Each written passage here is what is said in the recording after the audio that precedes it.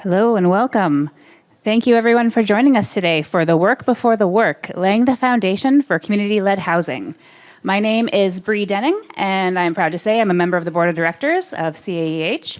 I hail from Yellowknife, Northwest Territories, traditional home of the Yellowknives Dene and North Slave Métis.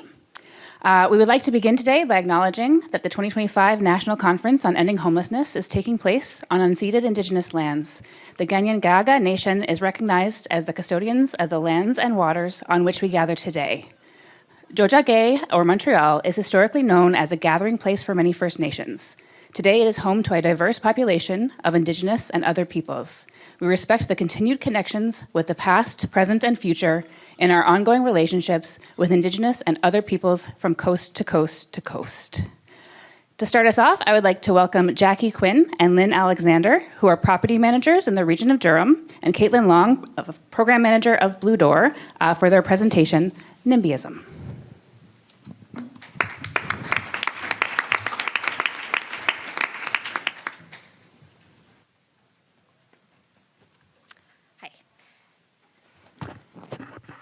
In the summer of 2020, the Durham Region Council identified an urgent need for supportive and transitional housing in our community. A 10-unit modular project was approved, known simply as the Microhome Project. There was a piece of land already owned by the region that was determined to be the ideal spot. It was already serviced, and it was close, walking distance usually, to resources that would probably be used by a transitional housing resident, such as soup kitchens, our income and employment resource center, lots of resources. There's 10 units, and they're situated in 2 clusters of 5. The units are about 300 square foot each, 2 of them accessible with full ramps and everything. There's a built-in bed, kitchen area, air conditioning, and in-suite laundry. Now, there was a video, but unfortunately, we've had some tech problems, and I'm not able to show you the video, which I really wanted to, because I want you to see how incredibly nice they are. So you can see that all of the negative opposition towards them was not due to the units themselves, it was due to the negative stigma of the transitional housing. So I'm sorry that, if anyone wants that video, you can email me, and I'm happy to share it. So I was thrilled to be named the property manager of this site. This was a new and exciting project.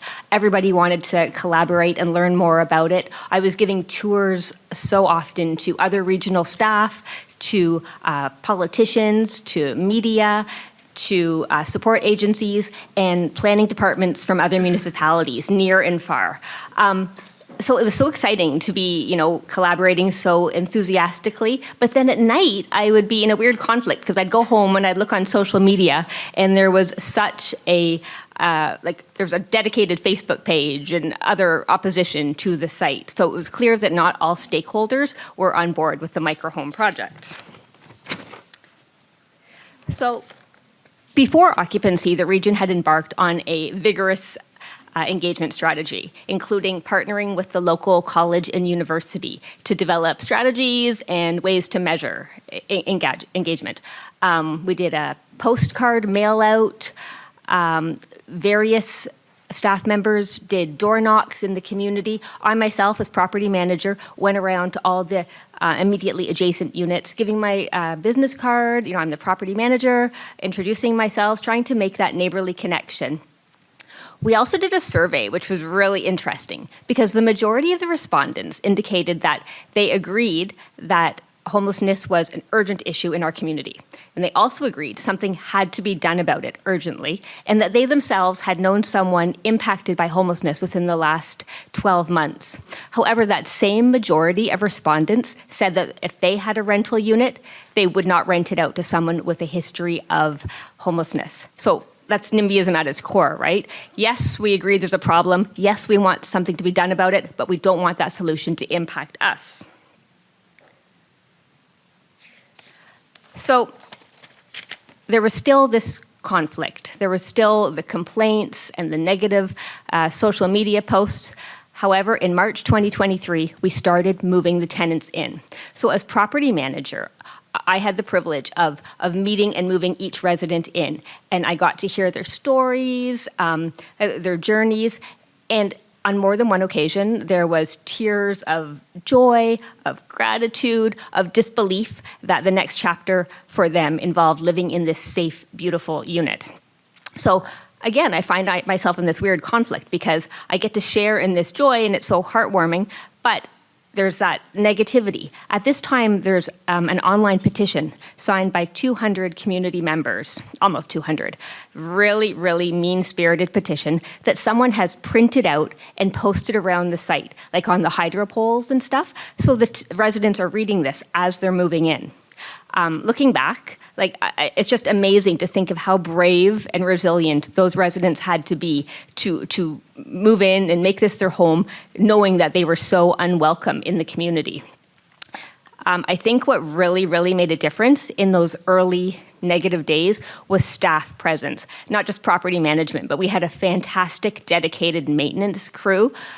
We had dedicated income, employment, homeless caseworkers, various agencies, mental health, primary care, all supporting the individual residents. And they did more than just their job duties. They went above and beyond, making that personal connection, really giving those residents the support that they needed to thrive in the face of such negativity.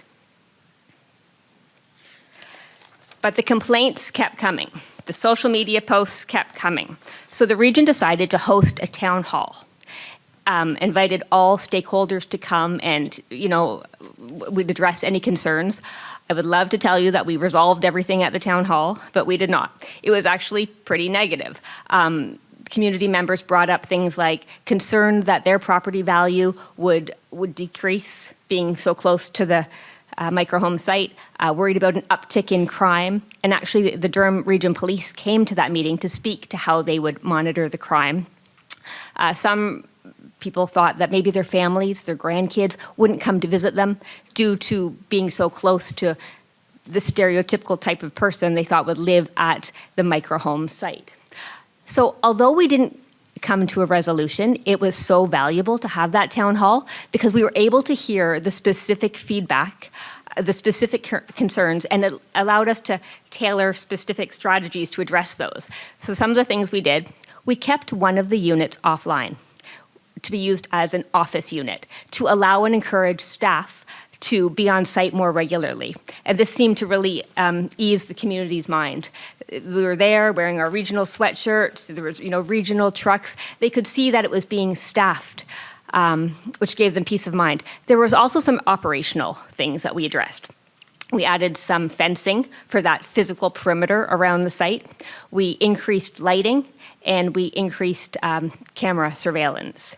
Although these operational issues were meant to address community concerns, they're deterrents, right? So it had the added benefit of deterring potential predators away from the very vulnerable resident group. One of the main things we did was we revised the occupancy agreement to allow for immediate discharge for criminal or safety activities. And I mentioned that camera, that allowed me to investigate any issues, to follow up, including discharge as necessary, showing the community that we were committed to upholding the terms of that residency, that agreement.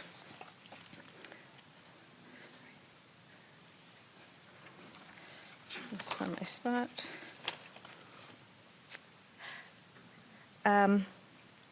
Sorry. So we addressed the NIMBYism head on. I've been a property manager a long time, so I know one of the key measures of success is the response time. So we became hyper-reactive to any complaints, usually same day. We also went on the offense. Let's not give them anything to complain about, right? So we had staff there every day walking the site. If there was garbage, they took it away. If there was graffiti, they scrubbed it down. We had sharps containers. We disposed of them safely. During those early days, I would say that site was probably the best kept site in the region of Durham. Although my coworker might not think so, but due to the presence on social media, we were expecting huge number of complaints. When it was all said and done, 14 After all that, that should show you how exaggerated it was, right? And they were really trivial. One was there was a pile of clothes left on site, but my favorite one was there was a tent set up a few blocks away. So now we're getting the idea that the microhome site is being blamed for everything that's going wrong in the neighborhood, right? Not just the things that are directly caused by it. My aha moment concerning that was the night after a windstorm, a brutal windstorm, region-wide. There's power outages and trees and branches down all over, and I get the call in the morning that there's complaints about the grounds at the microhome site. So as I'm driving down the street to arrange follow-up, I notice that every single house has debris and branches down. So, you know, I just realized there's no valid complaint just about the microhome. It's just the easy target, rooted in stigma, right? So due to our efforts, we really managed to turn the tide. Complaints really decreased. Things seemed to be going well when 6 months after occupancy, we had an incident whereby a resident was killed in their unit. So it was very traumatic for residents, for staff, for neighbors of the microhome site. We worried that all of that community building that we had been doing, trying to be so positive, was now going to be replaced by the new, very public image of the microhome site all over Facebook, all over the local news, with the yellow caution tape around it, with the forensics unit out front. So we braced ourselves for the, I told you so, this was bound to happen. But surprisingly, it never came. It was if the community had realized that crime, violent crime, any crime, can happen anywhere, not just in transitional housing sites. So we were able to continue to build from that incident and continue to move forward. So I want to give you a current snapshot of the microhome site. If you were to drive by it right now, you would not think, oh, that must be the transitional housing site. It blends beautifully into the physical landscape. It looks really nice. There's a community garden out back that thrives every season. The office unit has now been rented out, and this is great for two reasons. First of all, it's no longer needed. We don't need to have that token staff presence because the supports that have been provided and that the residents have sought out for themselves are sustaining their residency positively. But even better, because we have so few units, we're able to maximize the number of participants that are housed in the program. We've also had several successful tenant graduations. So there's that community garden that I mentioned. And do you see the porches there?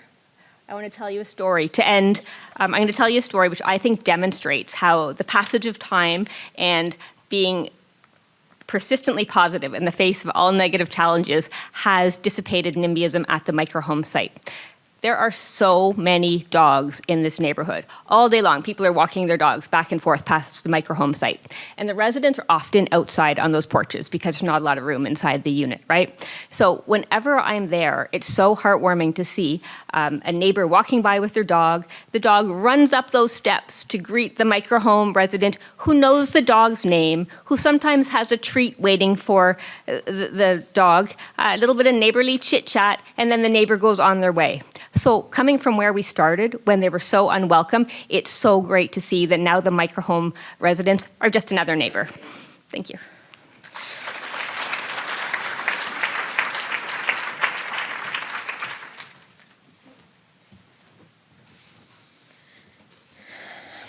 Okay, so in Beaverton, which you probably don't know where it is, but it is our newest transitional site built in Durham Region.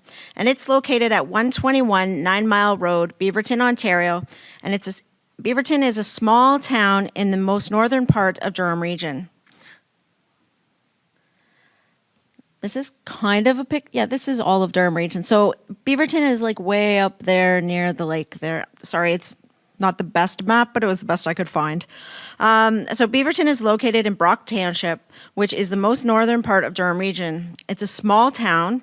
It has a population of approximately 3,300 people, and it's located on the shores of Lake Simcoe. There's limited transportation access, although Durham Transit has added a new route to the Service of the North, which runs approximately every 90 minutes, Plus, they have an on-demand bus service.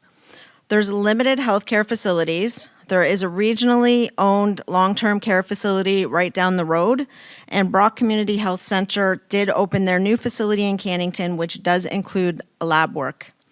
From Oshawa, it's about 80 kilometers, and it will take over just an hour to get there, depending on where you're coming from. There are 3 nearby hospitals: Orillia, which is about 40 kilometers away, Lindsay, which is about 46 kilometers away, and Port Perry, which is another 46 kilometers. Keep in mind, Beaverton is located in North Durham, and the weather is not always the best, especially in the winter. So this is our downtown Beaverton, just a typical small town main street. It also is right on the lake, so it has a harbor. So it also has like seasonal residents there. So there's some people that have cottages, and then it's also right on the lake there. And so there's a lot of like people that come in just like seasonally, as well as, you know, people that live there all year round. So Beaverton Heights has 47 transitional housing units, 7 accessible units with wheel-in showers, 10 units on the main floor are just actually bedroom units. They have a shared washroom facility, and they have a shared common kitchen area. There's 30 bachelor units throughout the second and third floor that have their own washrooms and own kitchens in it. Plus, all the residents have access to a fully operational kitchen that they have prepared meals for them for both breakfast and dinner daily. There is a basketball court, and then this is just a typical kitchen inside one of our units. And there's also a walking track. You can't really see it, but it goes all the way around the perimeter of the property for the residents to get exercise. Also, too, each kitchen comes with an induction cooktop, and so we have given each resident when they move in the induction cookware, because we assumed that not everyone would have that, and they can be expensive. We've also supplied them with a kettle, a toaster, and some kitchen essentials.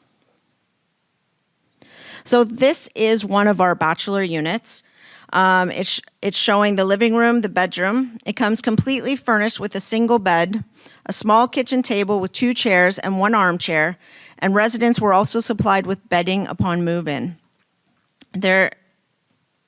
And this is the typical bathroom within the units. Now, the wheelchair accessible unit does have a roll-in shower. So that's what it's like once it was built. But let's go back to before the building was built. So July 2020, Durham Regional Council approved the expedited development of Beaverton Heights in July of 2020. We were in the middle of a pandemic, and one of the things that COVID-19 did was highlight the need for supportive housing. In order to expedite the process and maximize both federal and provincial funds available for projects like this, staff investigated modular construction and suitable sites. So we were able to find some land that the region of Durham already owned. So we already owned the project, like the land. We didn't have to buy land. The zoning was already there that supported what we wanted to build, so we didn't have to be slowed down by any kind of zoning changes or minor variances. So this is where we feel the NIMBYism really shows up in the development of this project. So in January of 2021, the region of Durham received notification that the Township of Brock Council passed an interim control bylaw to prevent any lot, building, or structure to be used for the establishment of new supportive housing or modular construction or the expansion of existing supportive housing or modular construct within the township. So now we have a roadblock. In the news, there were comments made by the people of Beaverton like, "We are committed to helping the homeless, not setting them up to fail with dead-end solutions." Complaints included that the building was going to be too large for a community with approximately 3,500 people. There were also comments that it was too close to a long-term care facility, and many people felt the project was rushed through by Durham Regional Council without enough public consultation. We were not required to have a formal consultation at the beginning because the Region of Durham already owned the land, and the area was already zoned appropriately for the new building and its use. So subsequent legal proceedings commenced between the Region of Durham and Brock Township relating to the interim control bylaw, which resulted in a negotiated minutes of settlement. So the minutes of settlement were approved by Durham Region Council on November 24th, 2021. So what did that do for our project? Brock Township agreed to withdraw their interim control bylaw and to not take any further action that would impact this project without our written consent of the Region of Durham. And the region agreed to withdraw their court action, including Human Rights Tribunal action. So Brock Township agreed to issue the building permit with the following conditions: that the region would phase in occupancy based on the ability to manage occupancy levels, including the ability of residents to be settled in their new home, and that it would be transitional housing up to a maximum of 4 years, and as such, exempt from the Residential Tenancies Act. And that the region would ensure that occupancy agreement would limit 1 resident per unit. That we would provide an intake policy which ensures that adequate supports are available before an applicant is offered housing in the building to ensure that the building has the ability to adequately address their needs and mitigate harm to staff, residents, and the community. And we would provide, in addition to the on-site support, to have an on-site security presence 24/7 for a minimum of 1 year and as long as required by the region thereafter, having consulted with the township and the community liaison committee. That we would evaluate the level of on-site security required on an as-needed basis on the building needs and the type and frequency of incidents, and the event on at least an annual basis.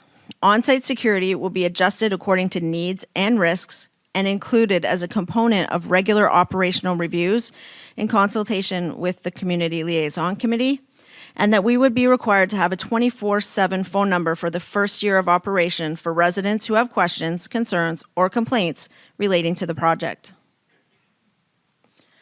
The region agreed to meet with Brock Township in an open forum twice in the first year, which includes Township Council, the Regional Chair, the CAO, the Commissioner of Social Services, and other regional staff as appropriate. And that we would meet with Brock Township, CAO, and the Mayor monthly for regular updates as required. And the region agreed that all the foregoing requirements will be met starting in the first year of occupancy and on a go-forward basis. So the region further agreed to the following: that we would contact neighboring properties regarding the installation of privacy fencing, and that the cost of the fencing would be mutually agreed upon with a split of 50-50. That the region will provide site illumination that complies with building code requirements as well as through the crime prevention through environmental design, and that there is a requirement for region to install security cameras. The region will make information that is publicly available related to the security at the building available to the Community Liaison Committee on an annual basis, and that due to privacy issues, of course, camera footage will not be shared publicly, and to ensure effectiveness, detailed security measures and protocols will not be disclosed. Oh, and the region will also provide outdoor amenities that include seating, encourage movement, and provide space for outdoor programming. Bicycle parking shall be incorporated into the site design, and waste storage buildings will be constructed in wood in line with the region's goal of reduced embedded and emitted carbon for the project. There's also some regional commitments to community engagement related to the project that are in the minutes of settlement, which included that the region will cap the number of residents residing in the project from Durham's by name list at 30, with priority given to those from North Durham, and that the remaining 17 units to be filled with residents not from the by name list, but who require the supports provided at the site, and this cap will remain in existence for the first 4 years that we're there. And the intake process will give priority to those residing in North Durham, which includes Brock Township, Uxbridge Township, and the Scugog Township. The region will commit to developing a community communication and engagement program in consultation with the Community Liaison Committee, and that the mandate of the Liaison Committee is to share and disseminate information, identify issues and concerns that impact area residents. The region has committed to making space available for the delivery of specific supports, including mental health and addiction support, both in person and virtually. And some supports will be made available to the broader community as well. So the site work schedule was to commence the summer of 2022, but unfortunately there were some construction delays. So our first residents moved in on Wednesday, November 27th, 2024, and we are now sitting at approximately 40 residents residing at Beaverton Heights.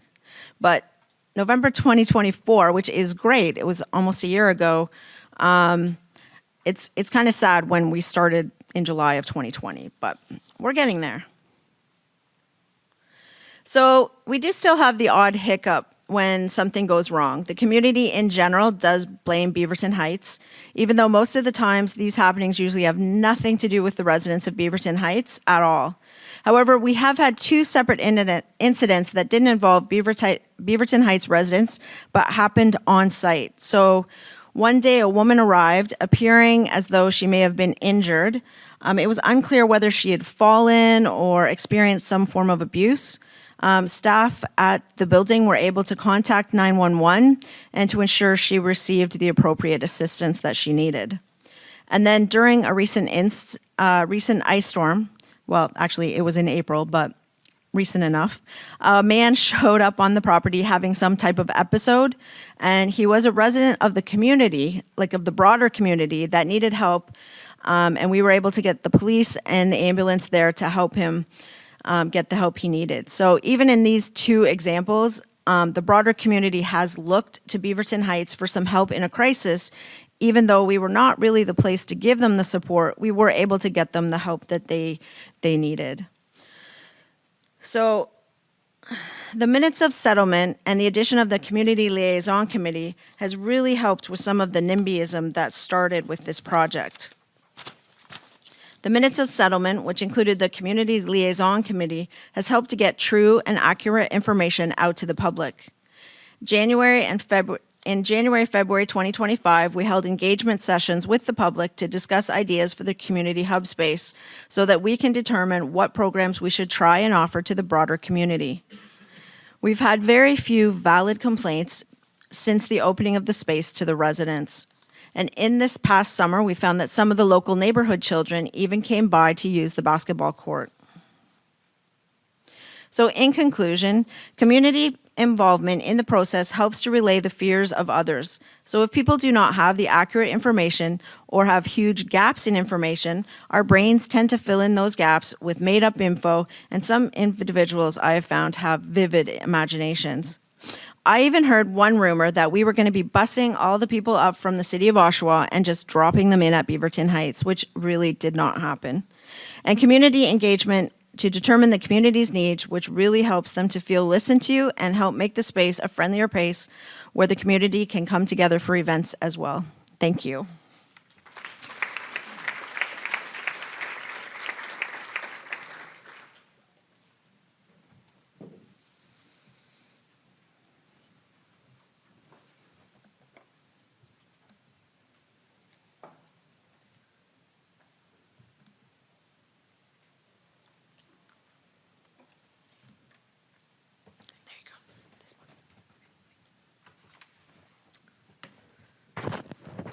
Oh, geez. Hello, everybody. My name is Caitlin, and I'm the program manager of the Beaverton Heights Transitional Housing Program. And today we're going to be talking about the implementation of this program in the small community of Beaverton. So first I'm going to quickly start off, just I know we're a little short on time, of who Blue Door is and what we're doing. So Blue Door was founded over 43 years ago with opening the first men's shelter in York Region. And we started out as an organization that was primarily offering emergency housing solutions, but have since transitioned into offering transitional housing programs, community-based programs, health programs, and we even have an employment social enterprise as well.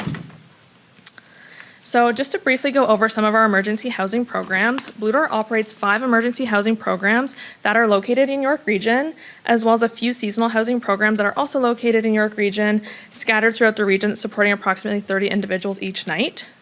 We also have 5 transitional housing programs, 4 of those being located in York Region, and the one being located in Durham Region, which is the Beaverton Heights Transitional Housing Program. Blue Door also operates some health programs, as mentioned, one of those being a health hub that is located in our Passage House Transitional Housing Program that supports the individuals and families supported by Blue Door to receive access to health services, and it's led by a registered practical nurse and a family physician. We also have a hospital in-reach team where we have Blue Door staff stationed in our local hospital that are providing support to patients who are patients who are experiencing homelessness. We also have our community-based programs, the first one being Housing to Health, which is in collaboration with Loft Community Services and the Craftsman Center, and it's focused on providing supports to people who are experiencing chronic homelessness, gaining access to the vital supports that they may need. We also have the Housing Retention Program, which is focused on providing case management to individuals who are leaving our emergency housing programs with the goal of preventing re-entry into homelessness. We also have our Employment Social Enterprise construct, which is a rapid 8-week skills-based training program that helps launch individuals into a successful career in the trades. Construct does have a booth here this week, so if anyone's interested in more information, please go reach out to them. So next we're going to transition into Beaverton Heights. Lynn did go over some of these things already, so I'm just going to quickly say them. So Beaverton Heights is a 47-unit transitional housing program with single occupancy. Sorry, everyone.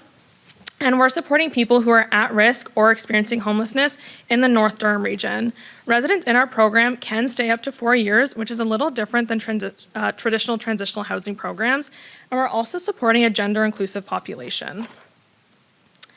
So Beaverton Heights, as Lynn mentioned, has been open for approximately a year now.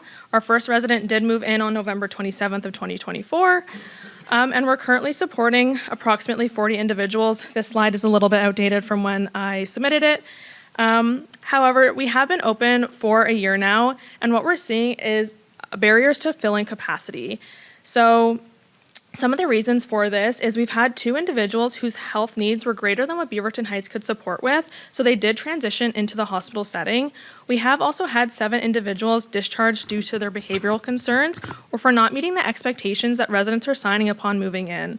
We did have 3 individuals successfully move into housing, which was great. 2 individuals did choose that the program wasn't a good fit for them and they moved out on their own. And then unfortunately, we did have 2 residents pass away while in our program. So next we're going to focus on the implementation of this program in the small community and how those minutes of settlements that Lynn was talking about really influenced Blue Door's key policies and procedures that we built in. So one of the first things that came from the minutes of settlement was that a clear referral and intake process was required to be developed and shared with both the Community Liaison Committee and Town Council.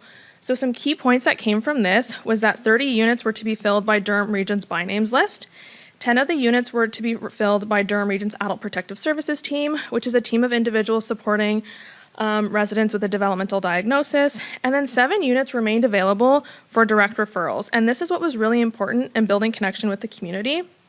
As our program was not initially welcomed, having these 7 units for direct referrals strengthened the relationship between Blue Door and the community by allowing community members access to supports.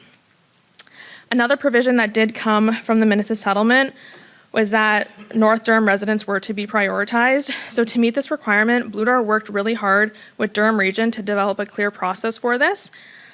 This approach really helped build trust and acceptance within the community, as prior to the community's opening, which Lynn also touched on, was that the community's concern stemmed from the fact that there's this perception that homelessness is an urban issue and that Beaverton Heights would be bringing those challenges to the small community of Beaverton. However, by ensuring that some of the local residents were prioritized for housing, This demonstrated Blue Door's commitment to addressing local housing needs first, which helped shift that perspective over time and to reduce the community apprehension.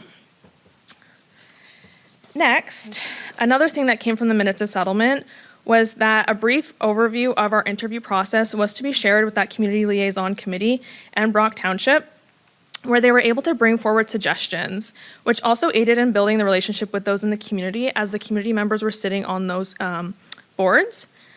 So once an individual had been referred to the Beaverton Heights program, Blue Door staff were reaching out to them to schedule an interview, and our interview was really just designed to identify the barriers an individual is facing and then to ensure that their personal goals and needs align with what the program's able to provide. And then following the interview, the Blue Door staff assess their fit and then make the decision. So once accepted, residents are scheduled a move-in date, and on move-in date, they're completing some key documents, both with Blue Door and the Region of Durham.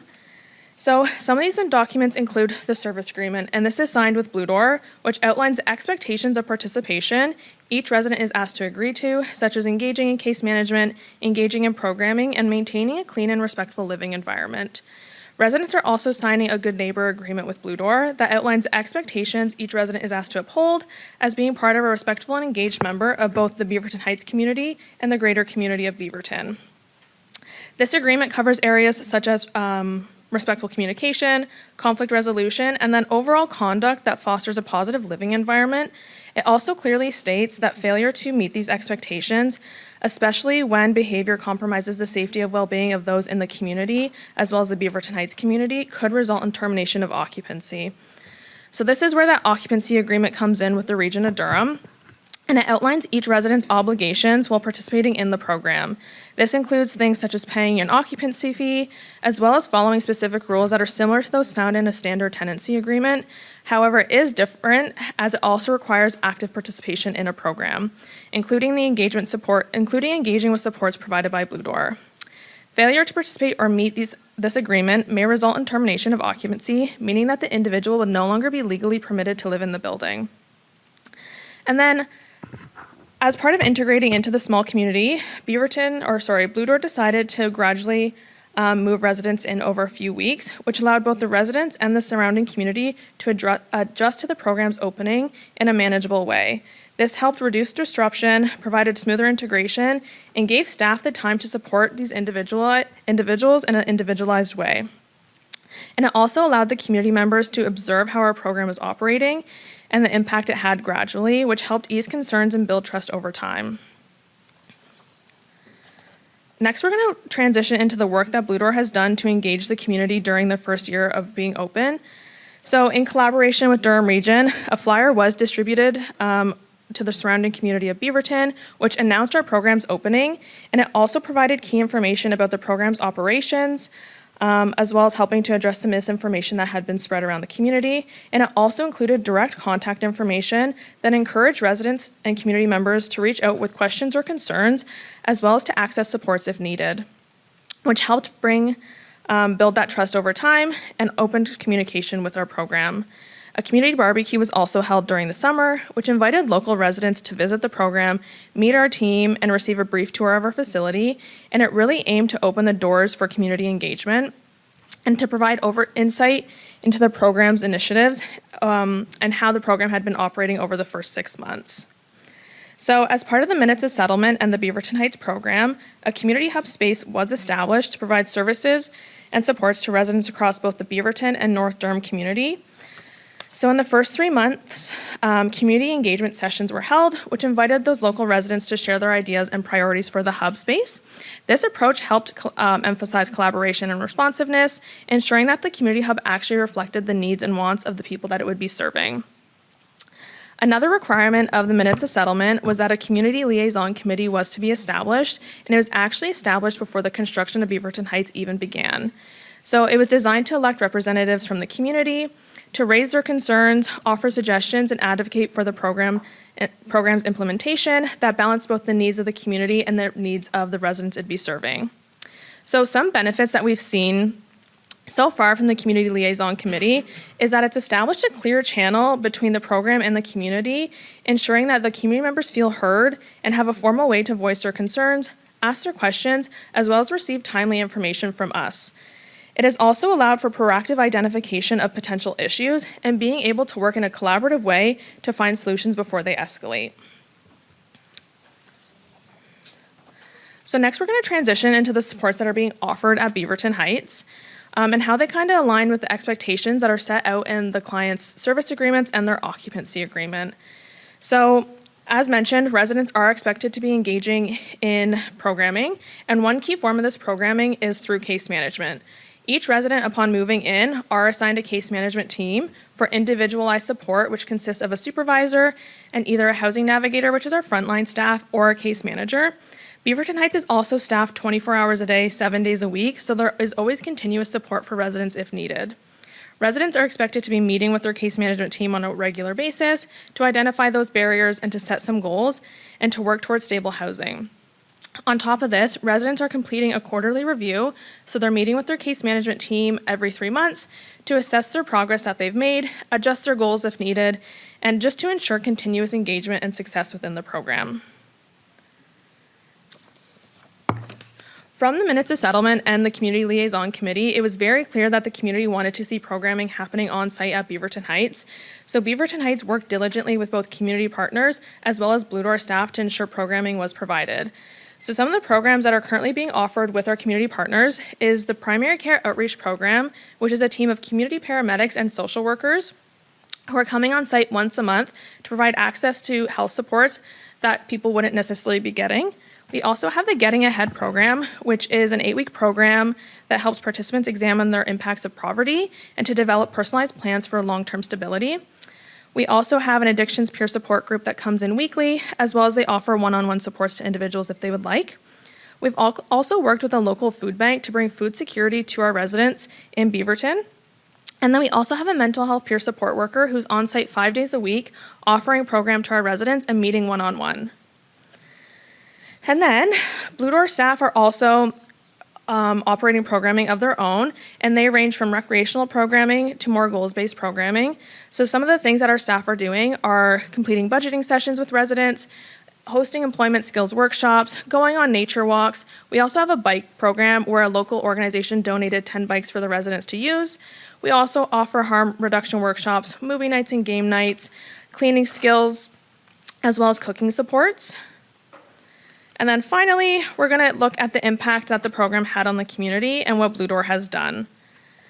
So when we look at the impact Beaverton Heights has had on the community, we've kind of broken it down into 2 sections, community concerns and community connections.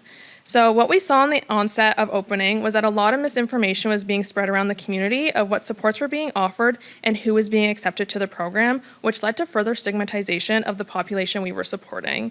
What Blue Door was able to do was use the Community Liaison Committee to provide education, address their concerns, and clarify the misinformation within the community. As always, with a new program being implemented, there came the safety concerns from the existing residents. When complaints and concerns were received, Blue Door took an open and transparent approach to addressing them, explaining the agreements that residents were signing upon moving in, such as that Good Neighbor Agreement and the crime-free community policy that's outlined in their occupancy agreement. And as always, community members were encouraged to contact emergency services if they had concerns about illegal activity happening in their community. They were also informed that if residents were engaging in such activity, that they could face termination of occupancy. This approach really helped to build trust within the community, demonstrating that Blue Door was Beaverton Heights was designed to be a supportive partner in creating and maintaining that safe and welcoming environment. We've been open for a year now, and we've only had 3 complaints so far. Each which weren't actually necessarily targeted to Beaverton Heights residents, more so just concerns about things happening in the community. Sadly, since the program opened, we have had 2 drug poisoning deaths, which deeply impacted both the community of Beaverton Heights as well as the greater community of Beaverton. The program continued to prioritize open communication with the community to help address those concerns and provide accurate information. Blue Door was very transparent with Brock Council when these deaths occurred, recognizing the concern within the broader community, and remained committed to maintaining open communication whenever safety concerns arose. And then on the other hand, with some community connections, Lynn did mention some of these things. We have been able to provide resources to local committees and partner organizations, as well as offering walk-up supports directly to those in the community. Those two examples that Lynn gave were perfect examples of that, which we've proven to be a positive and reliable community partner. The Community Hub spaces also created an opportunity for services to be accessible in our community where they were previously unavailable, and has opened the door for other organizations to meet with their clients in a safe and confidential space rather than the local Tim Hortons. And then, in addition, we do have that recreational community space that includes both the walking path around our building and the basketball court, which are both highly used by the local community members. And really, the big takeaway from this is what we've seen is the importance of collaborating with the community when implementing a program, especially when there was initial apprehension of us being there. And then, so to finish off, I just wanted to share, I'm only going to share one, an impact story of one of our residents. The name has been changed just for confidentiality. So Michael is a 51-year-old man who had been experiencing chronic homelessness prior to moving into Beaverton Heights. With no identification, healthcare support was something Michael had not been able to access in quite a long time. So Michael was able to get connected to case management at Beaverton Heights and started working on replacing his identification. Staff were able then to support with healthcare professional referrals, and he was actually able to access healthcare for the first time in 10 years. And then here's some contact information. If anyone has some more questions, you can feel free to reach out. Thank you.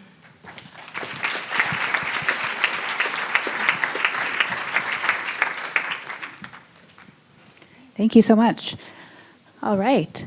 So thank you to Jackie, Lynn, and Caitlin for that presentation. I'd like to now introduce Angela Clark, Chief Strategy Officer, and Jeff Dyer, Chief Executive Officer of Trellis Society for Community Impact, with their presentation, Before the Shovel Hits the Ground, Strategies and Lessons in Building Affordable Housing.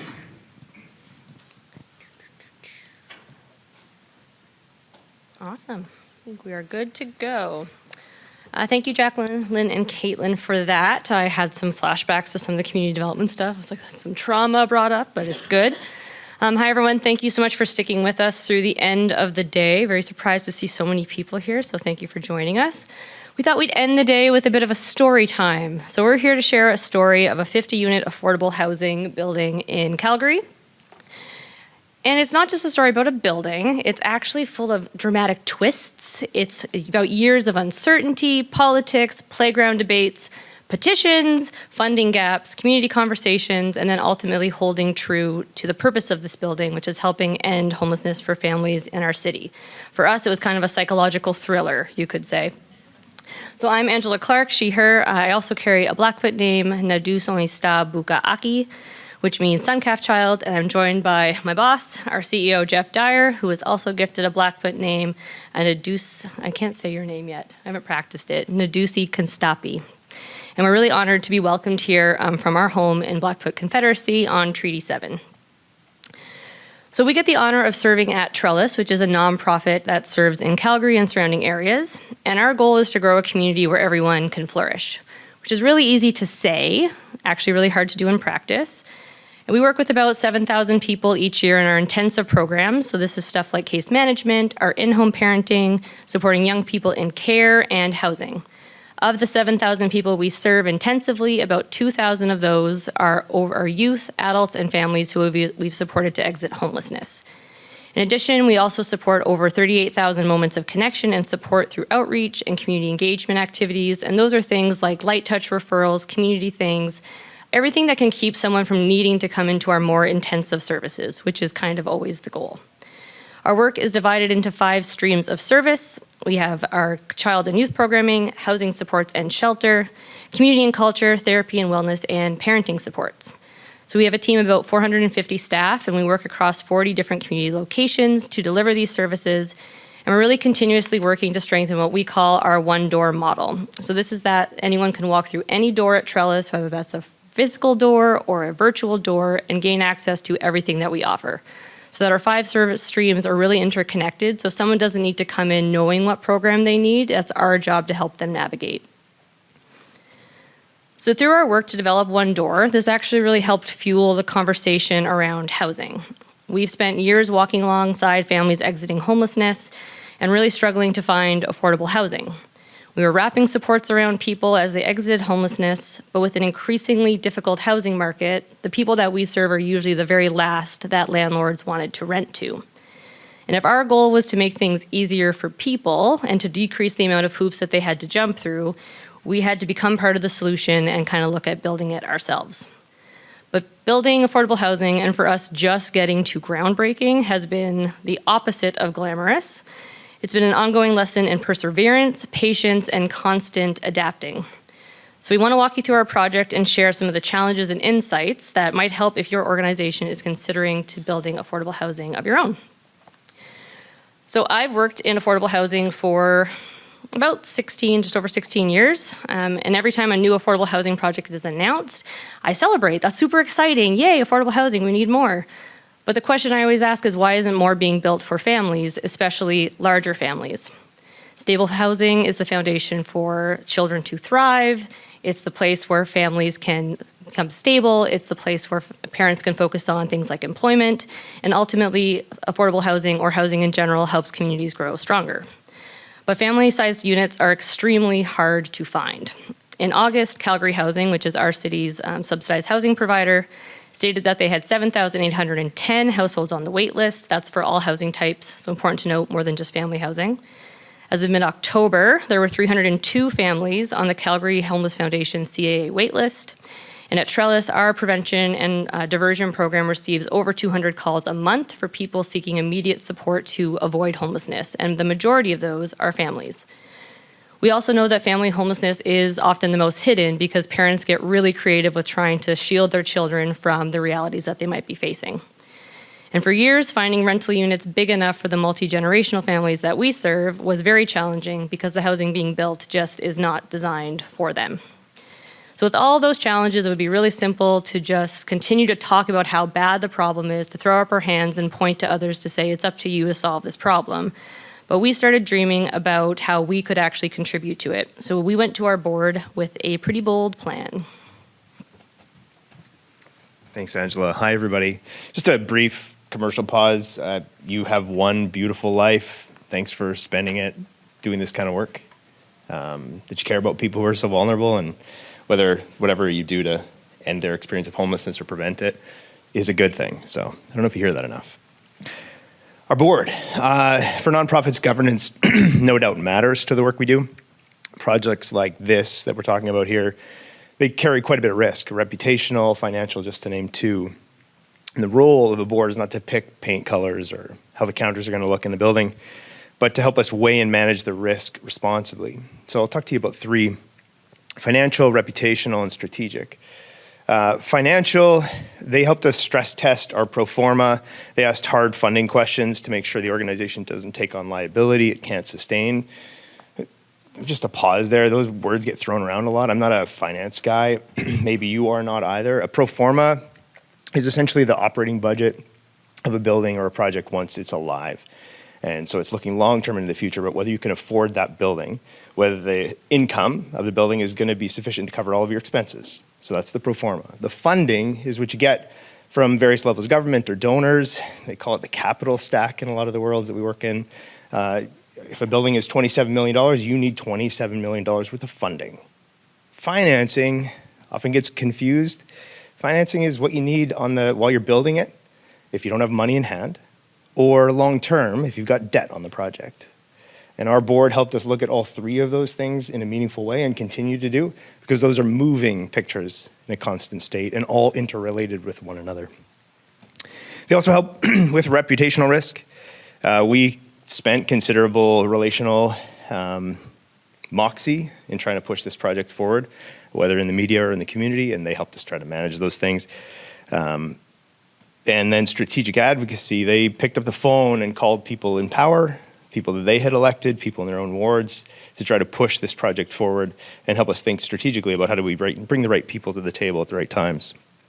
For us, this conversation started in 2022 during planning for our current strategic plan, when we realized that if we had the vision of everybody flourishing in our community, one of the biggest limitations to them flourishing was having housing, specifically family housing.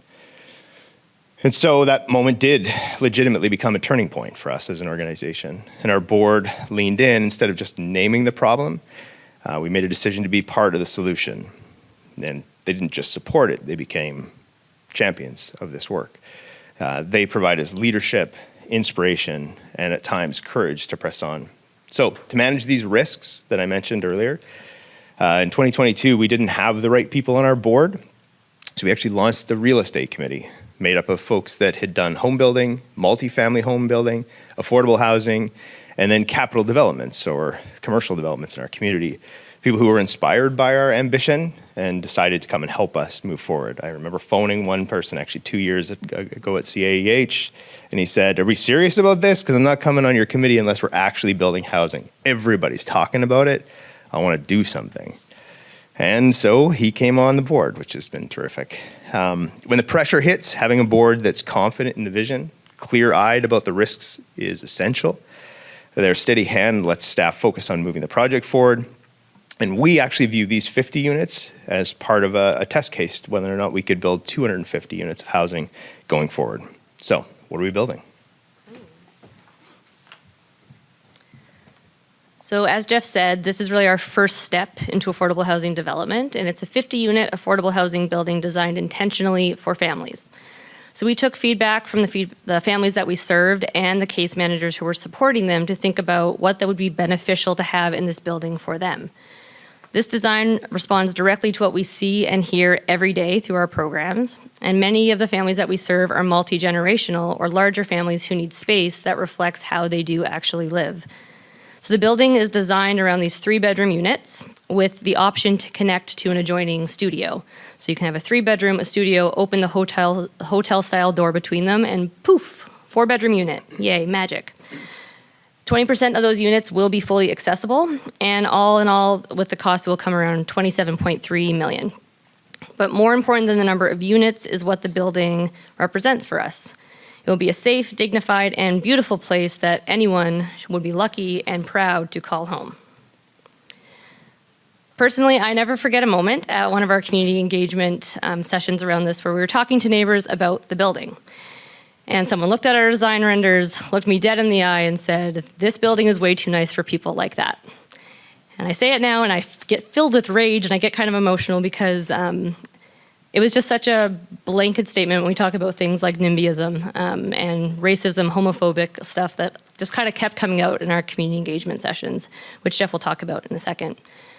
And it really just hit us all like a ton of bricks, the things that we were hearing from people in the community. But it also solidified something for us, that doing this was really important and that our goal wasn't just to build affordable housing. We wanted to challenge what has often been the stereotype for these types of development, which is that, frankly, they often look kind of lame. That's the official architectural term, and not a place that someone would be proud to call home. Because for us, people like that are just people who deserve a place where they can thrive with their family. So once we got the green light from our board to proceed, we thought about where we would build. And for us, having housing connected or really close to the services that a lot of the families that we serve need was really important. And since we work in multiple communities across Calgary, we decided to center our development in proximity to our community hubs, one of which is in the community of Bowness. So we've worked in Bowness since 1976. We run the community hub, we operate a group home, we work out of the high schools, and we support a lot of families and youth in scattered site housing there. Many of our staff, including Jeff, actually live there, so we really do know this community. And more families were coming through the door of our Bowness hub with the same story. They could no longer afford to live there. Their rental unit was being sold to make room for these really beautiful multi-million-dollar infills that are lovely, but not necessarily within the income bracket of the people that we're serving. Parents were making impossible choices to move into their cars with their kids so that their kids could continue to go to the same school, or they were counting down the days until they would go to shelter. So we didn't really want housing to just be built anywhere. We wanted it to be built where it made sense for the people that we serve and the people who already live and belong in that neighborhood. So when the City of Calgary released a piece of land just down the road from our hub through its non-market land sale, we seized the opportunity to build 50 units exactly where we knew that we needed to build. So that's awesome. Yay, problem solved. Land within walking distance of our community hub. What could possibly go wrong with that? See the twists? They're coming. Yeah, so the first thing, by the way, I thought it would be a good idea to live in the neighborhood we developed in. Wrong. I thought it'd be a kind of a flex, like I care about our neighbors too. No, I don't even shop in our neighborhood anymore. But another story, we have a playground in our neighborhood on the site. So the first flashpoint was a playground. Site had actually been zoned for housing for many, many years, decades actually. It was originally set up to be an overpass over a highly used train track, and when the city didn't develop the overpass, they put a playground on the site. So it's actually zoned for multifamily. Multiple other sites very close by or within walking distance of playground sites, and a proper park just blocks away that we committed to participate in funding redevelopment of. But this, and keep in mind we're a child and youth and family agency, we love playgrounds too, but taking it down is a priority for us to develop 50 units of affordable housing for people that don't have a place to live. And so we prioritized housing over playground. And playground is a loose term. Playground is a bit of a loose term. It's a generous term. Actually, it's a playground from when I was born. So, in spite of the fact that we committed to do these things and it was not zoned this way, there was a petition that was launched with close to 1,200 names of people who were bothered by the work that we were trying to do. Calls came in, online debates flared up. It was coincidental with a municipal election, and it actually became a mayoralty conversation. In a city of almost 2 million people, our project was of interest to some. We approached it with transparency and conversation, not defensiveness wherever we could. Lost plenty of sleep over the project, went door to door to talk to neighbors to see if we could compel them to be open-minded towards this work. We had one-on-one conversations wherever we went. Being part of a community means actually engaging in it openly and with your best intentions. It also means you won't get everyone on the same page, ever. It would appear. To speak about NIMBYism, which I think was well articulated, by the time our first open house, there was considerable misinformation in the community. Folks who signed the petition thought that we were a luxury condo owner. They were hiding our profit interests in developing this project. It's a good way to get someone to sign a petition. It's not necessarily good to create a dialogue for conversation about whether people belong in your community. The open houses, which we had 2 of them, became flashpoints and turning points at the same time. We had people who had signed that petition, who spoke into what they would like to see in this building. Changes, I think we made close to 20 changes of the building form, directly coming back from the feedback that we were hearing from the neighborhood. It should be noted that a $27 million building for 50 units is $540,000 a door. It's pretty expensive to build to today's environmental standards, and to make an open and beautiful building for the community and to meet all the obligations of the neighborhood, while also providing housing for folks in the community. Those were useful to some. Some had, I would say, largely positive feedback, 45% of those statements coming in quite positively. But at the heart of all this, there's a notion of colonialism and racism, homophobia, attitudes about affordable housing and who it's for and who belongs. Not unlike, I would say, an elementary school playground, that as long as you're not on the bottom of the pile, you're kind of winning. I think that we always want to have someone on the bottom, and these folks were perceived as being the kind of folks that should be on the bottom of this pile. So this was probably the most disheartening. It also was what allowed us to dig in our feet and push hard, because we centered the work and center the work on the people that we're serving. So what's been a surprise, though, is that the people who stand in opposition to this the most are ironically people who need the services. Folks who lived in their car at a period of time who said they never got help like this, and so why would we give others help? Someone using our food depot who was fussed about this work. And I once, on a different project, had someone whose daughter had a spinal cord injury, who was the biggest opposition to a deeply subsidized, accessible building that was built in the neighborhood. There's something very personal about this. I'd like to try to learn from Loretta's comments this morning. How do you woo the right people, and how do you forget about those conversations that are unimportant, and still to live on the margins to invite people into the possible? So, entirely a NIMBYistic response. So when we started this project, we were initially in conversation with the city about a completely different land site, one actually attached to our hub site, which seemed very ideal. When it started to feel like it might actually happen, our first step was to go to the province of Alberta. We approached them early with what at that stage was quite a radical idea and very preliminary concept. So family housing that didn't fit into that usual, as Jeff said, that usual per door funding model. And to their credit, which in the cone of silence, I don't have to give to the government of Alberta. In fact, they were the first to the table. They committed $7 million of a grant towards this. So that early investment was a catalyst for us to move forward. It gave credibility to the project, and it signaled to others that this was a very important project that they could get behind. So finding that early champion really changed everything for us. So then, of course, that site fell through. But as sometimes happens in this work, that's when the timing really aligned. The city released this other site in the same community, so still within walking distance to the hub, and the province agreed to transfer the $7 million of funding to the new site, even though it was a very different design and a different concept. So that flexibility really kept the project moving at a moment when it really could have stalled or completely been over for us. So in parallel to that happening, we engaged at the federal level through the Canadian Mortgage and Housing Corporation. At that time, there was federal grant funding available as well as financing. So when we combine the provincial grant, the federal financing, the federal grant, the city non-market land sale, and city grants, the project was fully funded. So no capital campaign required, which our fund development team was really thrilled by. So it felt almost too good to be true. So hold that thought. So while all that was happening, we were also working through a land use change because it did not come ready to build. Like many cities, Calgary is in an affordable housing crisis. There are 84,600 households who currently cannot afford where they are living, and that's growing.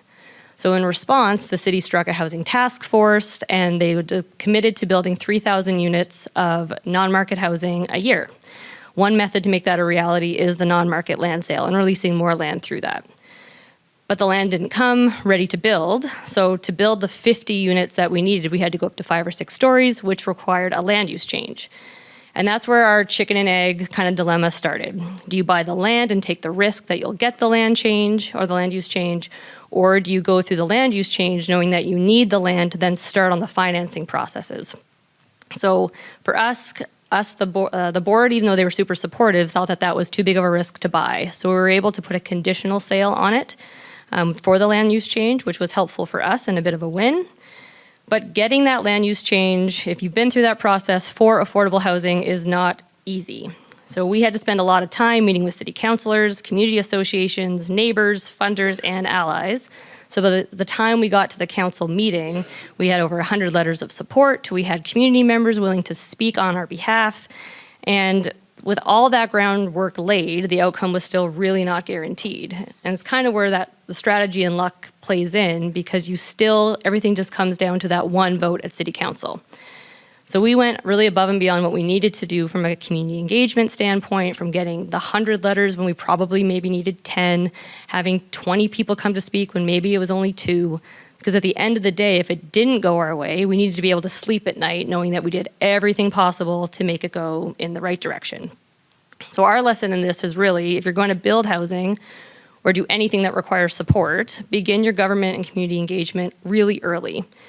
We've been part of this community for decades. We had the relationships there. We're fortunate that we were able to build relationships with city councilors and political advocates long before this, so that when we met with them about it, they already knew who Trellis was, and our first meeting with them wasn't an ask.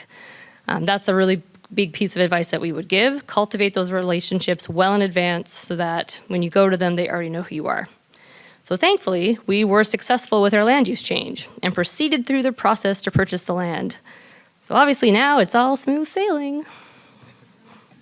She keeps doing this. Actually, she's really good. I don't even do. I haven't. I didn't notice that. But then CMHC let us know that they were out of money. I don't know if you were in the queue or not for CMHC funding over the past little while, but they ran out of money well in advance of the election, and they were working with us in good faith and didn't tell us along the way that we would have close to $12 million. It was up in the air. It was a tough meeting.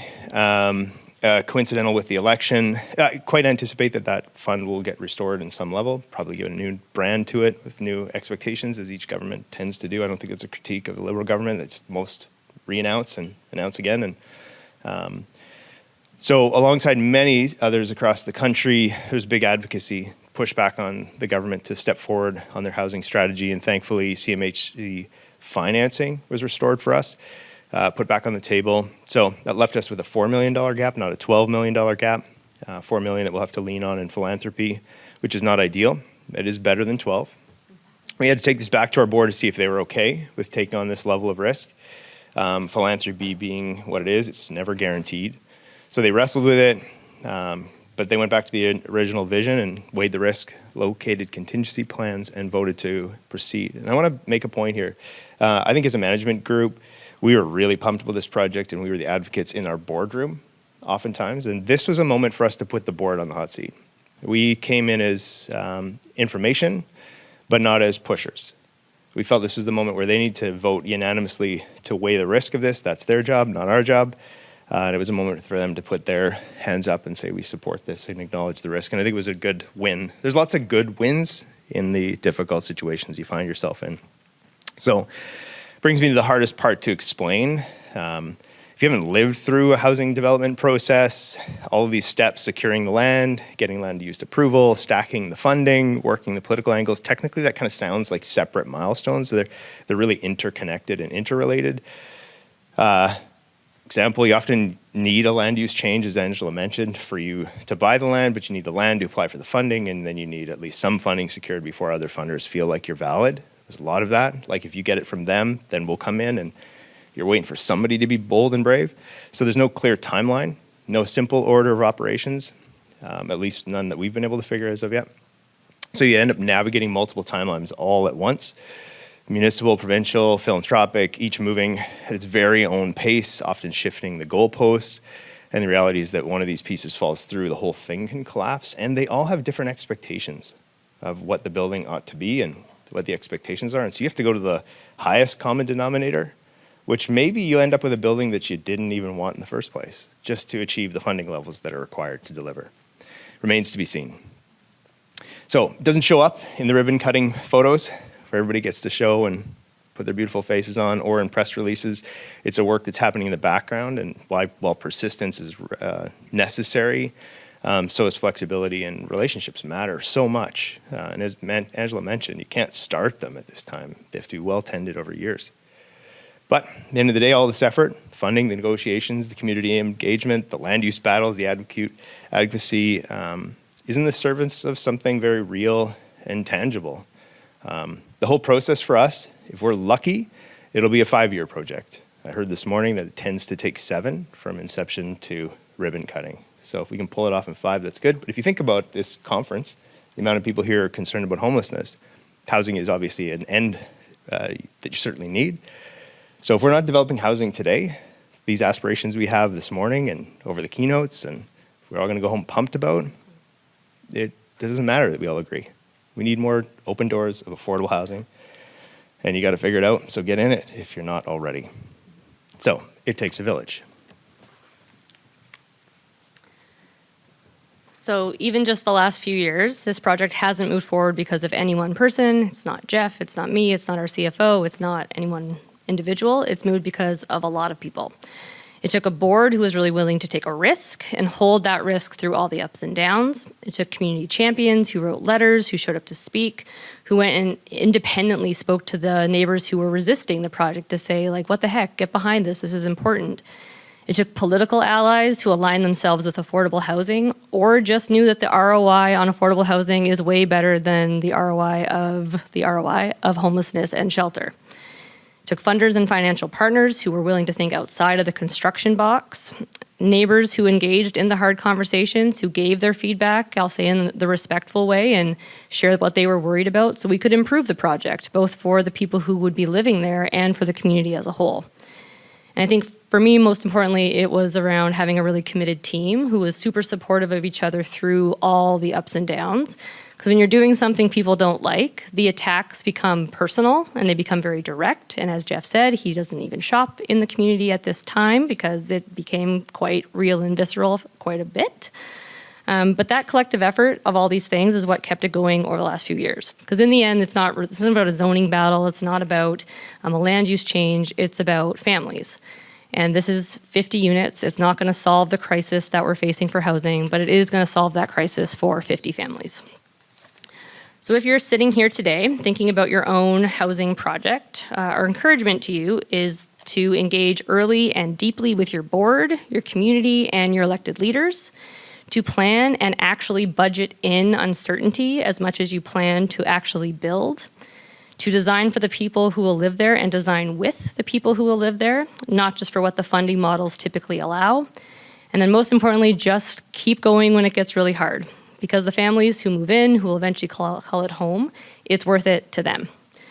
So on October 17th, so just a few short weeks ago, our leadership team gathered on the land with elders to have a land blessing ceremony where we honored what the land has held for the community and what it will hold for the families that will one day call it home.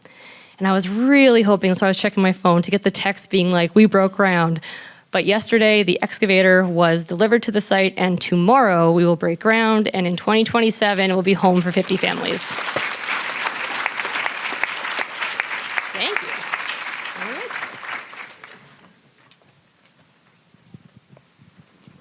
All right, thank you so much.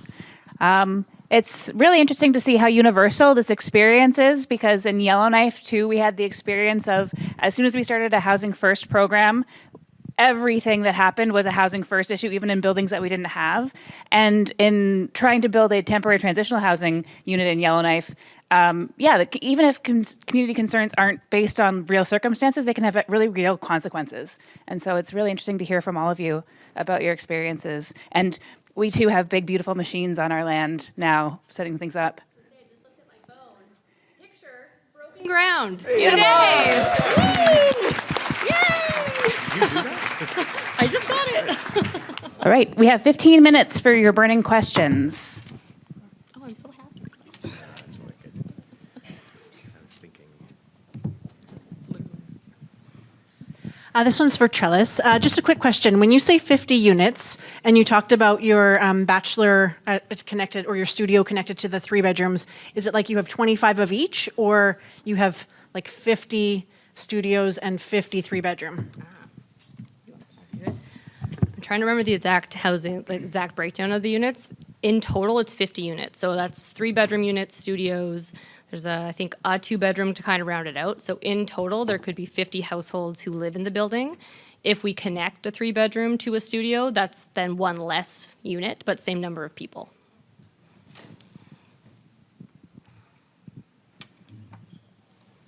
All right.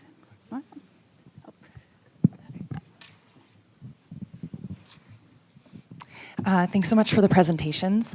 Also, a question for Trellis. So I know, like, all of the community engagement and stuff like that at the beginning takes so much time and effort, and even just all of learning about the development. It's probably a big learning curve there. I'm wondering, did you guys carve out like space for staff time to be able to dedicate to all that? Did you look outside as well? There's projects that we've worked on where they hire a community engagement consultant, and that can make a really big difference, especially if, you know, for some of, like, sorry, we're at Women's Shelters Canada, and sometimes it's just they're going to do one build ever. So you don't necessarily need to build that capacity in-house. I think you guys are probably going to do many, hopefully, so maybe build that up. No. No, truthfully, we carved out corners of desks, honestly. I think you got to understand, though, Trellis, like as Angela mentioned, 450 employees. There was a lot of trusting those who were reporting up. As different people took on different aspects of this. We did hire an architect, of course, an owner's representative. We have a builder. We've got trades. We're not doing any of those things independent. We were not able to shake the fact that we had to be the people on the mics and the people gathering the folks. I think we know that we've done all we could do that way, and sort of to make the proof point is we got to succeed on 50 units of housing. And I think as we break ground and see some success, I anticipate our board releasing some funding to allow us to hire some folks dedicated to that work. It's been good tuition, is what we call it. We've learned a ton, but it's cost a lot. Yeah.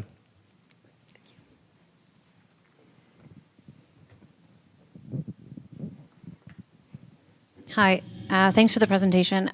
This is going to sound a little bit a weird question maybe, but so we just bought a place and we're developing 8 units, and this is brand new for us, and we're being told that we have to do a lot of community consulting.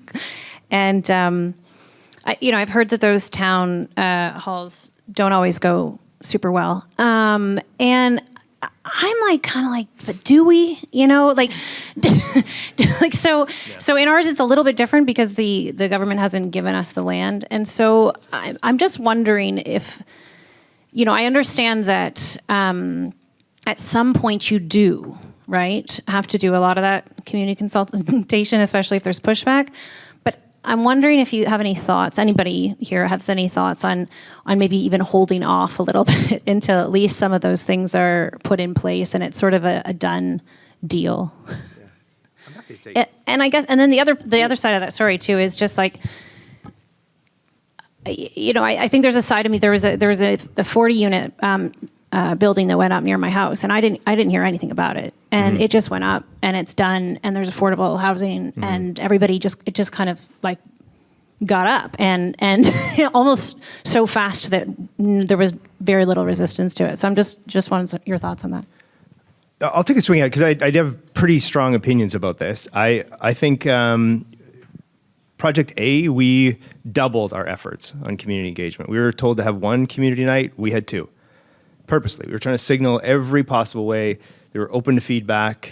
And I'm not sure it helped. I don't know that we did much more than show our best intentions and increase our costs.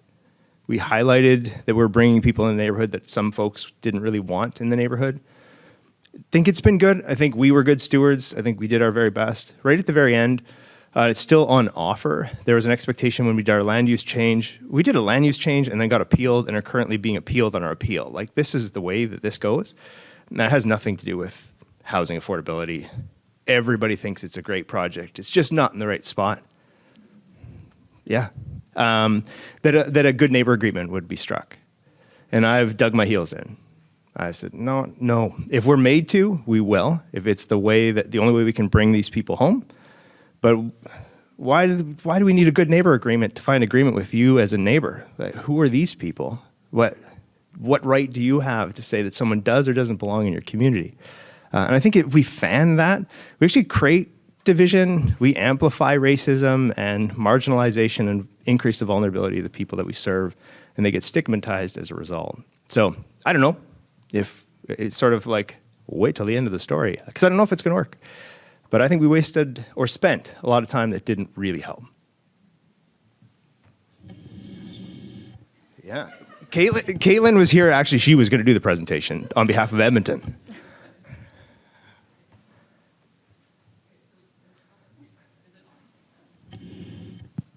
Oh, it is. Bingo. You don't get to choose your neighbors. Like, I think that's a very good question. And I don't want to undermine the efforts of anybody on stage because, I'm Rachel. I'm from Edmonton. Caitlin and I work for the city. And as we were watching your presentations, we felt your pain and we appreciate all of the hard work that goes into building community relationships in order to welcome new neighbors to a neighborhood, especially when there is public funding that goes into it and often an expectation of consultation. But I think what might be helpful in some of these conversations, especially if you're new in this space moving forward, is once you've got like your proof of concept and your like the proof is in the pudding, there weren't a lot of complaints that came in that were actually relevant to your buildings, right? You have all of these institutions in place to try and capture feedback from neighborhoods. And what you've proved is that those institutions and that those committees aren't really necessary. Because affordable housing doesn't cause problems in communities, right? And so one of the things that the City of Edmonton did through the Rapid Housing Initiative Round 1 was a lot of really intensive engagement because we were putting supportive housing in communities in mature neighborhoods and developed a really comprehensive engagement framework. And the result of that was that not a single person came to public hearing to oppose the development of those sites. And that was then used as evidence when we updated our city investment policy in affordable housing, which we just did in the past year, and we were able to remove the community engagement principle from it and replace it with communication, because you absolutely are entitled to know what's going on in your neighborhood if there's a change of use or something along the zoning bylaw that has changed, and be notified like everybody else, but not because it's affordable, but because it's a land use issue. And those are two different things. Mm-hmm.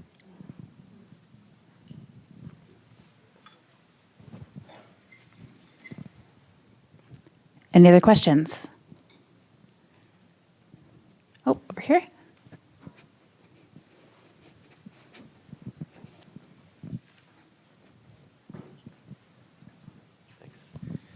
Thanks. My question's about the Beaverton Heights, and I think you said that you had a hard time, you're still having a hard time filling it.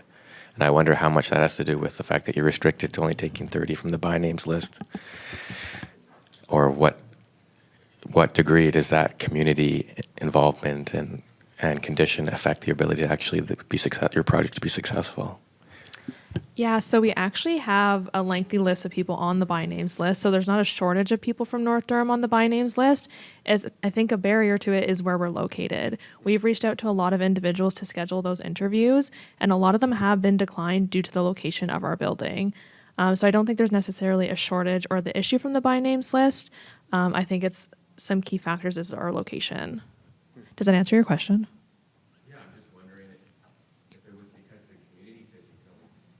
The community says you can only take 30 from the by names. If you have people on the by names list and you were allowed to take all from the by names list, would you be full? I guess that's my question.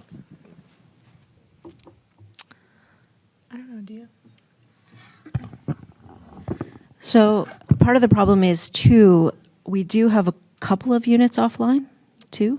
Yes, we do. So we did have some issues with the construction, and then there has been some issues with them coming back and doing the necessary repairs that need to be done. So I believe we still have 2 units. Is it just 2? I hope it's just 2. Yeah, you're right. And so that's kind of an issue. We have these PTAC units in, and they've been awful. I know you see them in hotels, but there's just been a couple of issues with those. And I don't know if it's a parts issue or what it is, but there's just been that kind of problem with, so there's been a couple of units that have been offline just because we can't put someone in there. But I'm hoping that those will be resolved soon. So just from the deficiencies of the original build. But then the rest of it probably is due to the location, because we are the most northern part of Durham. And there was a period, I would say, where we have bus service now, but there wasn't any bus service. And I don't know if there's really a cab company that comes up there.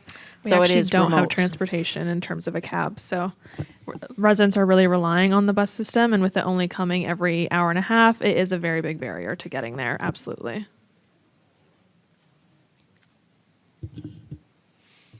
Sorry, I'll go there in a minute. Thank you. Hello, I'm Patricia Franks with the Intentional Community Consortium. And for those who are not familiar with it, we are a national advocacy group around housing. And so the conversations that have been happening today are exactly a reason why you should be a member of the consortium, because what happens is that the members get to network with other members. And so these stories not only being shared in a forum like this, but somebody else can connect to you, learn from the things that you've had as experiences, and again, as Edmonton has had as experiences, because this really is a national story, and therefore those experiences can be shared. And as the next group comes forward to do a housing project, they can have some lessons learned, not be starting from scratch, and therefore be successful. So we get to support each other across the country with all of our house building projects. So if you haven't met me, connected with me, please do so. Thanks.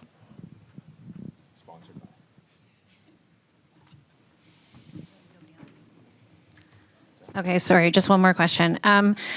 This is for the Blue Door build, but I was just wondering the cost per unit, if you have that for the build, and also just the cost per residence for the operational cost per year. And that's one question. And then just a separate question for everybody, if at least in the area that I live and work, there's a bit of a condo crash. And so I'm just wondering if you've looked at obviously there's a benefit of having all the residents in one location in certain circumstances, but whether or not you've looked at the cost analysis of building versus maybe buying a condo in different locations at this point, and what that looked like for you.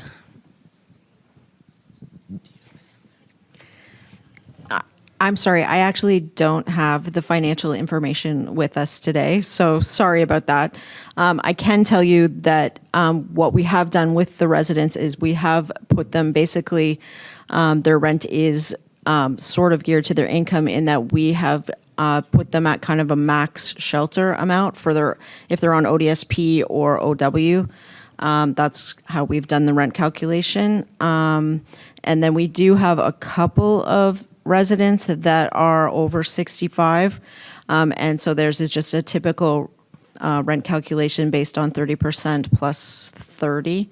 And the same with, we do have one resident now who has got a job there, who was pretty excited about that. So again, it's, but we're only doing it, we're only increasing rents after the year, so. I can handle your other question, I think. So we're doing new housing. We're also doing, we're in on a potential office conversion project, because that would be new built.